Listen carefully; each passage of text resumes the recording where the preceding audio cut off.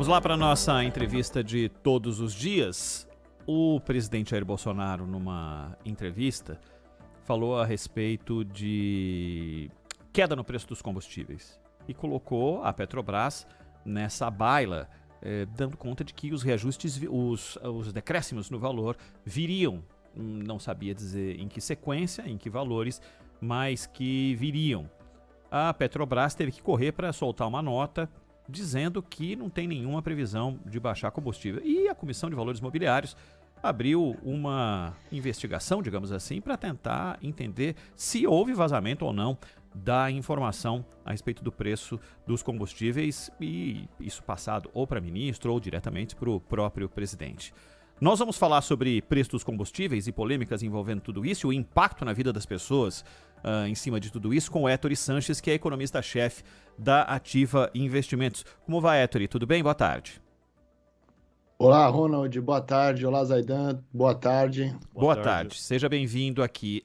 Eu estava buscando conteúdos relacionados a isso e percebi que a própria Ativa, a empresa que você representa, fez na semana passada, se não me engano, quinta-feira, soltou uma nota dando conta de que havia previsão de queda no preço dos combustíveis. Isso que está acontecendo agora, em cima de especulação, é algo que talvez já seria a lógica diante da queda do preço internacional do barril do petróleo, e agora fica abalado porque houve esse ruído no meio do caminho?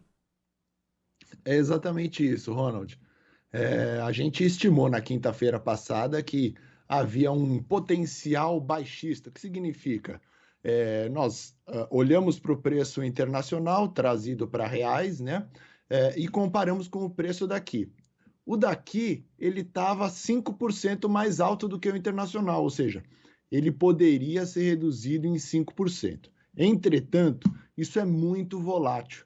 E a Petrobras ela tem adotado uma política um pouco mais conservadora, vamos dizer assim, no tocante ao timing desses reajustes, né? Por incrível que pareça, toda vez que subiu a gasolina ou o diesel, já tinha que ter subido há um bom tempo de acordo com os cálculos, né? Eles estão de maneira conservadora. Imagino que dessa vez, para cair, farão de maneira análoga, né? Então, o problema é o seguinte, vocês estavam falando com o Milton Neves há pouco, né? Tal qual aquele... quando a torcida começa a pedir um determinado jogador, né? O técnico ele fica numa saia justa, ele está até achando, né? Ou estimando, ou vendo que deveria colocar o determinado jogador. Só que ele pode dar sinais de que está sofrendo interferência, dar sinais de que falou para alguém que vai fazer uma eventual substituição, que tem algum insider dentro do grupo, ou seja, você começa a especular, bem como no futebol, no mercado financeiro é assim também. E aí a companhia já fez questão de abafar eventuais problemas, né? Olha, não falamos nada para ninguém, não temos tal diretriz e tudo mais, mas fica aquele sentimento no ar, né? Principalmente quando a gente remonta à época da substituição do antigo presidente pelo atual, foi num período de elevações sucessivas do preço da gasolina, e aí especulou-se que o Bolsonaro estaria interferindo no comando da Petrobras para interferir na política de preço mais uma vez. Isso não se verificou, uma vez que o preço ele foi sendo corrigido, com uma defasagem temporal maior, é fato, mas a política de preços continuou. Então, assim, fica uma situação delicada para a empresa de fato. Héctor, boa tarde.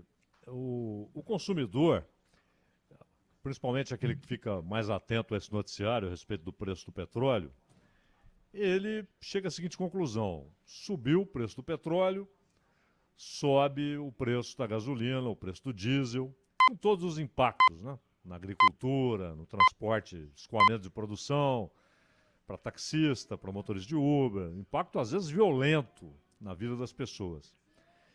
Quando o preço do petróleo às vezes desaba, né? Estava na casa de 80 e poucos, chegou à casa de 68, ele não vê a mesma reação nos preços. Os preços não descem quando o petróleo desce. É mais ou menos como o juro de bancos, né? A Selic cai, não acontece nada com os juros dos bancos, eles continuam lá em cima. Aí a Selic sobe, eles vão mais para cima ainda.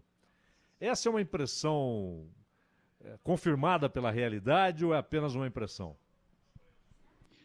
Na verdade, existe sim uma assimetria de repasse, né? E o que eu quero dizer com isso?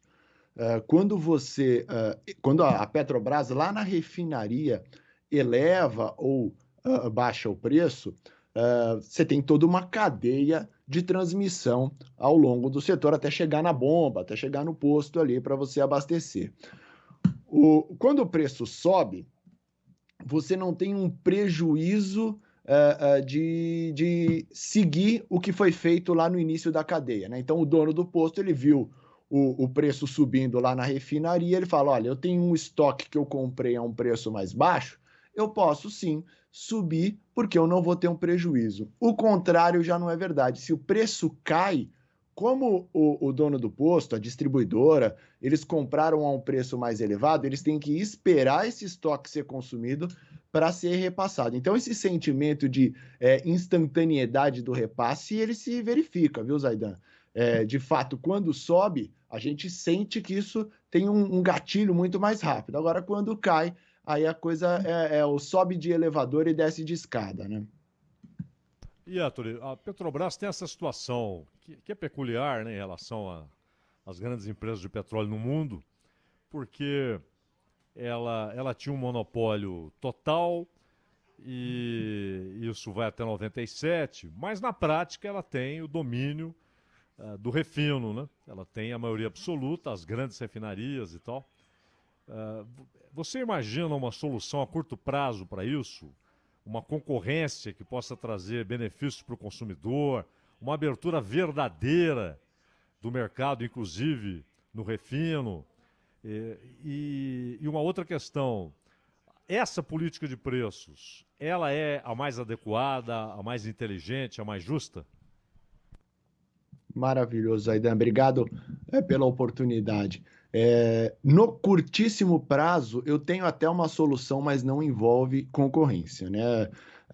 Envolve o dólar, mas a gente vai chegar lá. Primeiro, para que a gente tenha de fato uma concorrência, a gente vai precisar de uma ação governamental para uma quebra de monopólio efetiva, né? Porque o monopólio ele já não existe.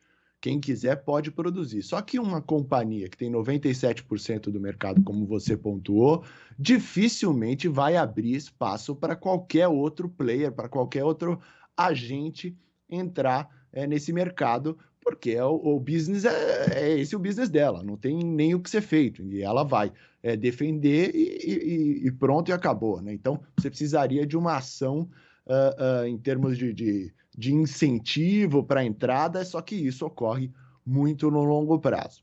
Com relação à paridade de preço, eu vou chegar na solução de curto prazo. A paridade de preço ela existe para evitar arbitragem. O que significa isso? Quando o preço lá fora ele está muito maior do que o preço doméstico, alguns agentes, né, eles pegam o combustível aqui dentro e simplesmente exportam. Por quê?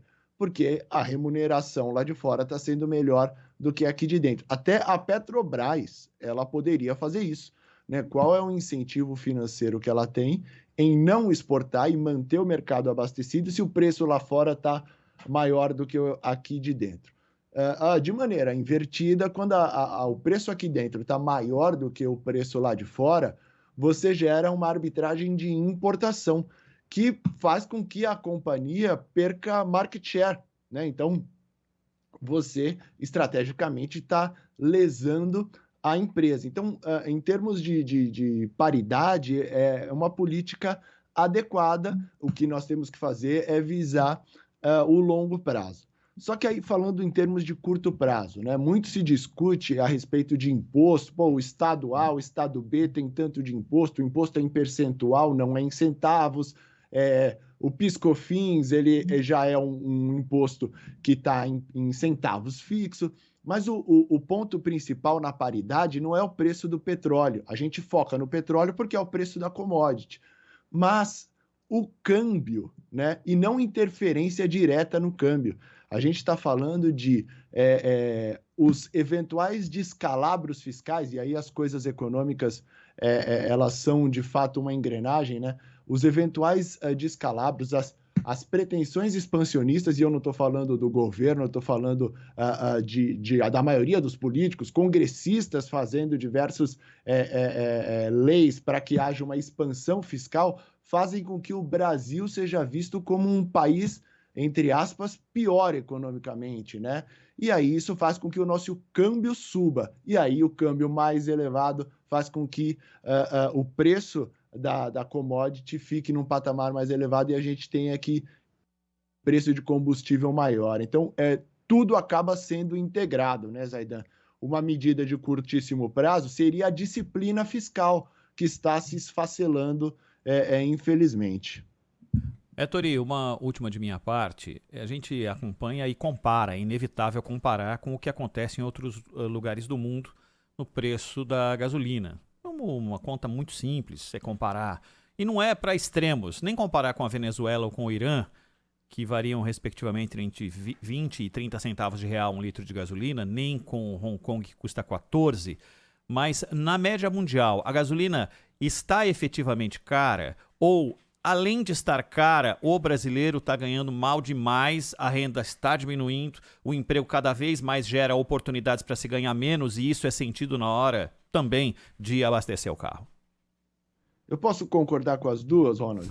Vou ficar com as duas. De fato, o combustível aqui no país é caro, tá? E aí a gente tem que trazer os impostos, né? Então, repare, a gente não pode confundir a dinâmica de avanço dos preços com o nível que eles estão, porque eles já eram caros, tanto etanol, quanto diesel, quanto a gasolina, eles já eram caros antes do avanço. Agora eles ficaram mais caros ainda. Então, por que subiu? Subiu por conta do petróleo e do câmbio.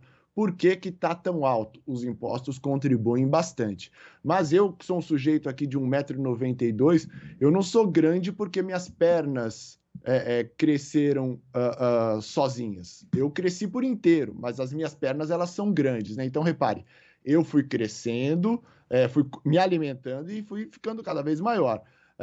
Cortar minhas pernas vai me deixar menor. Entretanto, essa parte do corpo ela continua muito grande. Em analogia, a analogia muito louca que eu fiz aqui, no final das contas, é para dizer, olha, o preço do combustível aqui é alto, mas cortar os impostos vai gerar um problema de mobilidade dos estados, principalmente no tocante a ICMS, uma reorganização tributária que não pode ser feita de tal maneira e não vai atacar a dinâmica efetiva de crescimento dos preços, que é o preço do petróleo, ao qual nós temos pouca mobilidade de curtíssimo prazo, como o Zaidan pontuou, e o câmbio, ao qual nós estamos optando por esse processo de reprecificação para uma economia, entre aspas, pior do Brasil.